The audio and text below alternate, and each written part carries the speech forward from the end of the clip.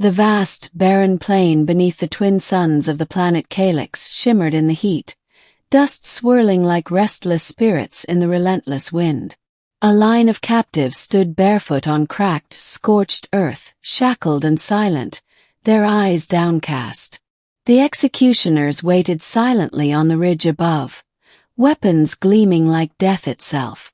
Among the captives, a lone human stood out, an anomaly in a crowd of Kaelixians sentenced to die. Zareth, the stern-faced commander of the Kaelixian militia, scanned the line with cold satisfaction. These were the so-called traitors, caught attempting to flee the regime, conspirators against the Iron Dominion. Today they would be made an example. But there was something about the human, pale-skinned, hairless, with eyes that glimmered a strange, determined blue, that unsettled Zareth.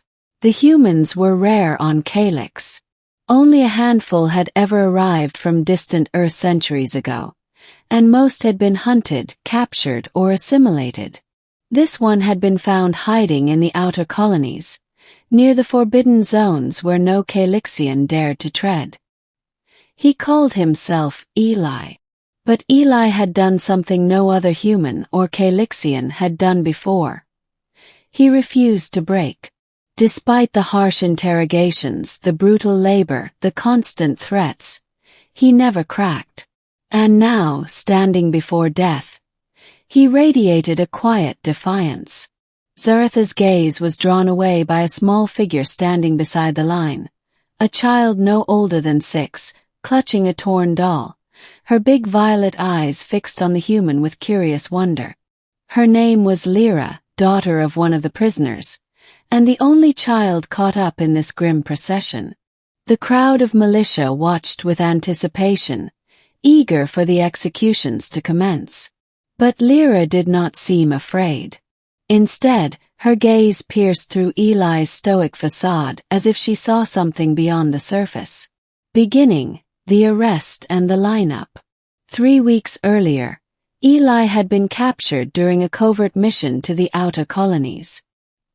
His goal was simple: to retrieve a data core containing proof of the Dominion's darkest secret, a plan to enslave not only Kaelixians but all neighboring species in the sector. The outer colonies were a lawless stretch, teeming with smugglers, exiles, and desperate fugitives. Eli had worked alone, relying on stealth and wit rather than brute force. But the Dominion's forces were swift, tipped off by an informant. Eli was betrayed, surrounded, and taken prisoner. Among the captives was Lyra's mother, a Kaelixian engineer named Vela, who had secretly aided Eli's mission by providing blueprints and access codes. Her betrayal of the Dominion was discovered, and she was imprisoned alongside the others. Eli found himself in a strange position, a lone human among Kaelixian prisoners, accused of high treason. The prisoners were varied: political dissidents, smugglers, defectors, all now united by the impending shadow of death. Each night, as the executions drew closer, Eli observed the prisoners. He learned their stories, their fears, their hopes. They were not criminals. They were victims of a ruthless regime, silenced for speaking out or simply trying to survive. One evening, in the dim light of their holding cell, Eli found Lira sitting silently, her gaze fixed on him. Despite her young age, she spoke softly. "You're not like them," she said. "They hate you because you're different. But I'm not afraid." Eli smiled faintly, touched by the child's innocence in the face of horror. Sometimes, being different is the only way to survive. Middle. The day of execution. The dawn of the execution day was cold and merciless. The twin suns had not yet risen high enough to burn away the chill. The prisoners were marched out in chains, past a crowd of soldiers and civilians who had come to witness justice. Zareth took his place on the ridge, flanked by sharpshooters and the execution squad. The ground beneath the captives felt like a grave already dug. But as the captives lined up, something unexpected happened. Lira stepped forward from the crowd, her small voice ringing clear across the silent plain. "Wait!" she shouted. The malicious soldiers tensed, unsure how to respond to a child's interruption during such a grim ritual. Zaretha's brow furrowed with irritation. "What is the meaning of this?" he barked. Lyra's eyes locked onto Eli's. "I see something in him. Something different. Something good. Please let him speak." Murmurs rippled through the crowd. Zaretha's grip tightened on his weapon, but the child's courage was undeniable. "Very well," he said reluctantly. "You may speak human, but make it quick." Eli stepped forward, chains clinking softly. His voice was calm but filled with conviction. "I'm here because I uncovered a secret the Dominion wants to hide. A secret that will destroy us all if we don't act. I'm not your enemy. I want to save your people." The crowd stared in stunned silence. The idea of a human speaking with such authority was almost unbelievable. Sneered. "Save us. From what?" Eli's eyes blazed with resolve. "From slavery. From war. From annihilation."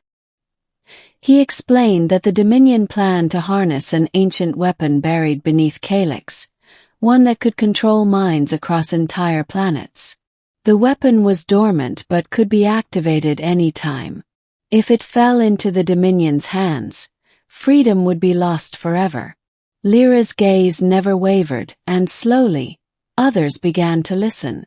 Some prisoners whispered among themselves, hope sparking in their weary hearts. But Zareth was unmoved. "Lies. You seek only to stir rebellion."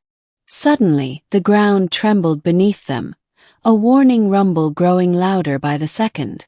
The ancient weapon beneath Kaelix was awakening, its power destabilizing the planet's core.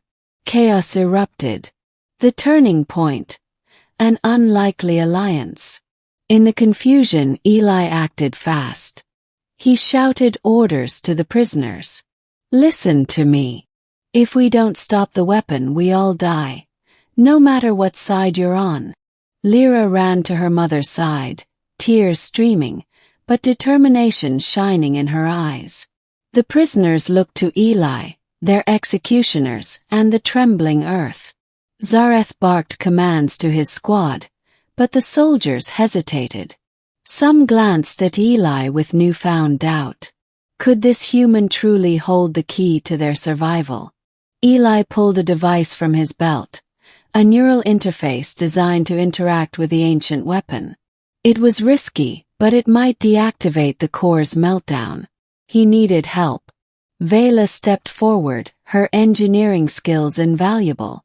"I'll help you," she said, her voice steady despite the chaos.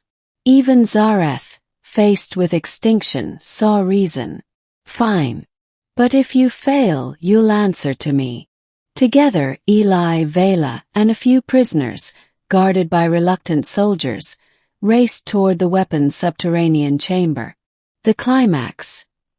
Beneath the surface. The descent into the ancient chamber was perilous. The walls pulsed with unstable energy, glowing veins of alien technology alive with dangerous power. Eli's device interfaced with the core, sending streams of code racing through the weapon systems. The energy surged, threatening to overload and obliterate everything above. Minutes stretched like hours. Outside, Lira waited, praying for her mother and the human who had shown her hope. Inside, Eli's hands moved with precision, hacking the system, bypassing security protocols. At last, the weapon's core began to quiet, the energy levels dropping from deadly to dormant once more. The chamber fell silent, save for Eli's heavy breathing.